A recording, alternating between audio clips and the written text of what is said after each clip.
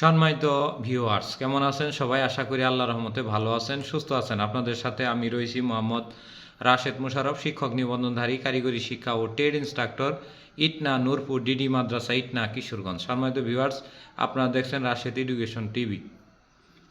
সম্মানিত ভিউয়ার্স, আজকের আলোচ্য বিষয় ষষ্ঠ গণবিজ্ঞপ্তি 2025-এ আবেদনকারী কারিগরি শাখার প্রার্থীদের জন্য কিছু সুখবর। সম্মানিত ভিউয়ার্স, আপনারা সবাই জানেন যে ষষ্ঠ গণবিজ্ঞপ্তি 2025 অক্টোবর বা অক্টোবরের মাঝামাঝি বা অক্টোবরের কিছু আগে কিংবা অক্টোবর মাসের পরে বা অক্টোবরের মধ্যেই সম্ভাবনা রয়েছে বা ষষ্ঠ গণবিজ্ঞপ্তি প্রকাশিত হতে পারে অক্টোবর বা নভেম্বরের দিকে।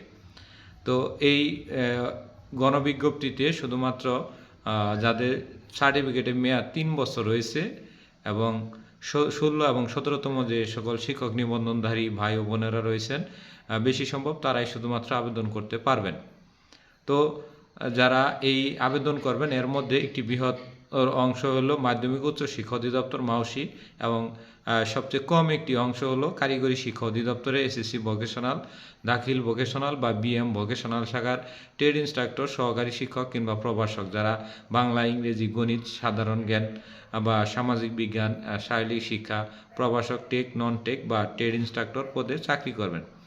আর কারিগরি শিক্ষা অধিদপ্তরে চতুর্থ গণবিজ্ঞপ্তি এবং পঞ্চম গণবিজ্ঞপ্তি, এই দুটি গণবিজ্ঞপ্তিতে আমরা দেখেছি যে তাদের এমপিও ভুক্তিতে প্রায় 6 মাসের মতো সময় লেগেছে এবং তাদের কোনো বকেয়া দেওয়া হয়নি। ক্ষেত্র বিশেষে অনেকের প্রায় 8 থেকে 9 মাস পর্যন্ত লেগেছে, কিন্তু তারপরে তারা কোনো বকেয়া পায়নি এবং প্রায় 32 ধরনের কাগজের সংমিশ্রণ দেওয়া রয়েছে সম্পূর্ণ হাতে হাতে, সেটি 8টি আঞ্চলিক কার্যালয়ের মধ্য দিয়ে। তবে যারা 2025 সালে ষষ্ঠ গণবিজ্ঞপ্তিতে কারিগরি প্রতিষ্ঠানের সুপারিশপ্রাপ্ত হবেন তাদের জন্য সবচেয়ে বড় সুখবর হলো তাদের আর এই কাগজ দিয়ে আবেদন করতে হবে না, অর্থাৎ হার্ড কপি আর জমা দিতে হবে না।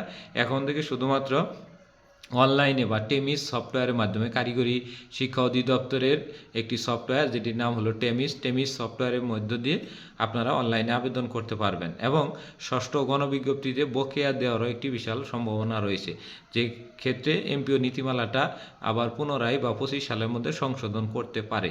তো সংশোধন করলে আপনারা অবশ্যই বকেয়াও পাবেন, অর্থাৎ প্রতিষ্ঠানে যখন থেকে যোগদান করবেন তখন থেকে বেতন পাবেন, যেমনটা পেয়ে থাকে মাধ্যমিক ও উচ্চ শিক্ষা অধিদপ্তরের অধীনে মাওসিভুক্ত যে প্রতিষ্ঠান বা জেনারেল স্কুল অ্যান্ড কলেজগুলোতে।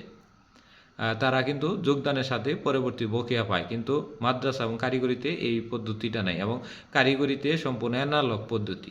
তো এইবার টেমিস সফটওয়্যারের মধ্য দিয়ে আপনারা এমপিওভুক্ত হতে পারবেন এবং 2 থেকে 3 মাসের মধ্যে আপনারা এমপিওভুক্ত হতে পারবেন এবং কি ক্ষেত্র বিশেষ বকেয়া দেওয়ারও সম্ভাবনা রয়েছে। যদি বকেয়া নাও দেয় তারপরে আপনার 60 দিনের মধ্যে এমপিওভুক্ত হওয়ার সম্ভাবনা রয়েছে।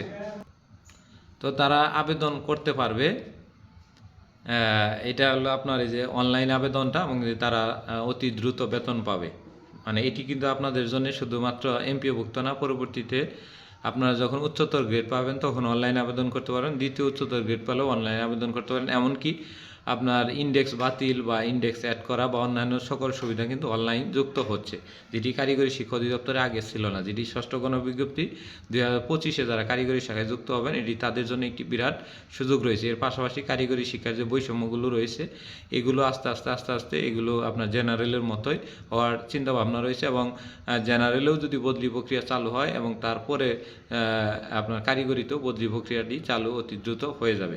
এ হলো ষষ্ঠ গণবিজ্ঞপ্তি 2025-এ কারিগরি শাখায় প্রার্থীদের সুখবর প্রসঙ্গে। তো আশা করি ভিডিওটি ভালো লেগেছে।